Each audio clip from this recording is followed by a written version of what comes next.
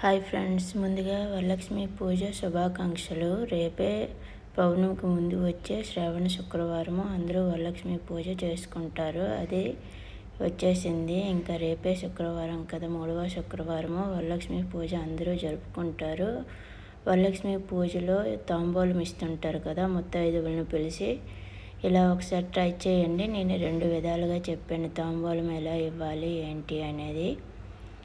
ఒకసారి ఈ ఐడియా నచ్చితే ట్రై చేయండి. ఎందుకంటే గాజులు, పసుపు, కుంకుమ అనేది నార్మల్గా పైన పెడితే ఇచ్చేటప్పుడు జారిపోవడము అలా అవుతుంటాయి. మళ్ళీ మన మనసంతా బాధపడుతుంది అలా అయ్యేటప్పుడు. ఇలా బ్లౌజ్ పీస్ ఏ విధంగా ఇందులో మనం ఏమి ఇవ్వాలంటే అవి పెట్టేసి ఫోల్డ్ చేసేయాలి. నేనైతే నార్మల్గా మీకు చూపించడం కోసం చేస్తున్నాను. ఎందుకంటే పూలు అవన్నీ రేపటి కోసం ఇంకా తీసుకోలేదు. Please like, share,